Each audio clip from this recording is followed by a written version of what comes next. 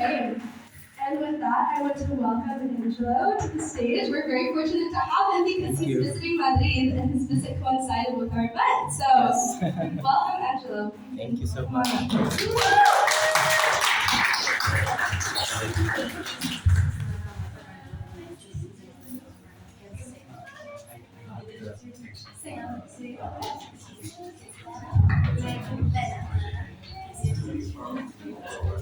Hello everyone, good evening, buenas noches. I'm Angelo Lorenzo. I'm actually from the Philippines, and right now I'm residing in Spain, specifically in Comunidad Valenciana in Aldea, where I teach English to Spanish students in a state school in Valencian community. And I'm here because I'm privileged to be invited and at the same time to have my work featured in La Esquina, right?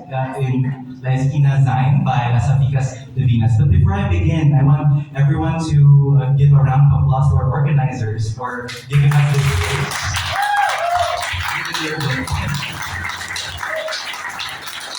And basically for empowering people like us, because even though Pride Month has already ended, we're already in July.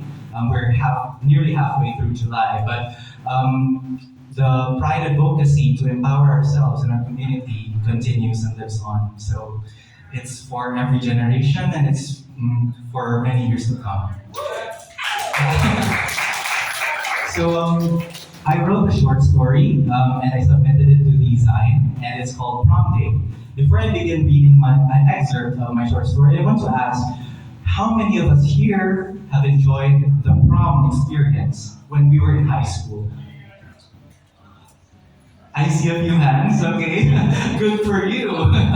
Yeah, you had a great prom experience. Well, in high school, my experience was a complete opposite, but this short story is actually based on that experience. It's about two best friends who are planning to go to prom together, like dates or something like that. But aside from having a romantic relationship, they are basically close friends. Like they're just there to bond with each other. But then the popular kid asks the girl out, and that's where the problem comes in.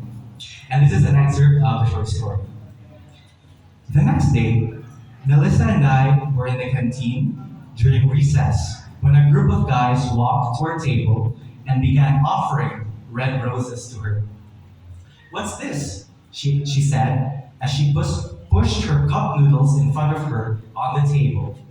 At one glance, I noticed the guys were part of the soccer team who played with Raymond the last time I was at the field. Then I knew what they were going to do. Raymond had received my message, and this was his response. Heads turned in our direction when one of the guys said to Melissa, "Someone's waiting for you outside." Melissa raised her brow when she looked at me and whispered, "I'm sure they got the wrong girl." Gathering the roses from the table, I said, "Why don't you find out?" I gave her the roses. She cradled them in her arms. Addressing the guys standing around us, she pointed to herself. "Are you sure it's me?" One of them nodded. "If there's any other Melissa Valdeza in this place, please raise your hand and be identified." He addressed the crowd in the canteen who all bore smiles on their faces. "This is embarrassing," I heard her mutter. "I guess we should do what they said." I rose up with her and dashed towards the canteen's exit. We found a trail of rose petals outside, all in red, like the aisle of a church on a wedding ceremony. Amidst the surprised gasps of everyone behind us, we followed the trail. Melissa was holding my arm as I led her. The trail brought us to the school's grass field, where the railings crossing the bleachers had pink and white balloons tied around them. On the center of the field, Raymond Ferrer, with his pressed white collared shirt and his sleeves rolled up to his elbows. He stood and held a cardboard sign.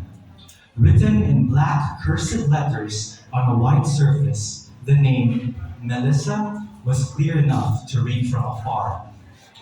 There were squeals and giggles by, I believe, most girls behind us who reached the place no later than we did. I could see some of our teachers nodding and smiling. Someone like Raymond could easily gain nods and approval. But this had to be the first time that such a spectacle happened on our campus. Melissa was standing beside me now, and when Raymond began to walk towards us, I felt her nails digging into the skin of my arm. Ow, Mel! She let go. I'm sorry. Is this real? I rubbed the part where she clawed me. Before I could respond, Raymond was already standing before us. He took, he took his shades off his eyes and tucked them between his shirt's collar. His eyes were on hers, unblinking and bright as the late morning sunlight. Melissa returned his gaze. She pursed her lips as she held the roses with shaking arms. I took a step back so I wouldn't interrupt them. I know it's quite a lot, but Raymond said.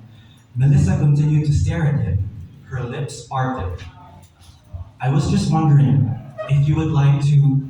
The corners of Raymond's lips rose when he flipped the cardboard and revealed what was written behind. In black cursive letters, the message read, "Be my date for the prom." Thank you. And I will also be distributing copies of my recently published work, A Spectacle of Liberty in Lisbon, which is also a short story based on my experience in my trip to Portugal last year. And I'm going to distribute copies, and I hope every one of us will have fun tonight. Thank you, and once again, good evening.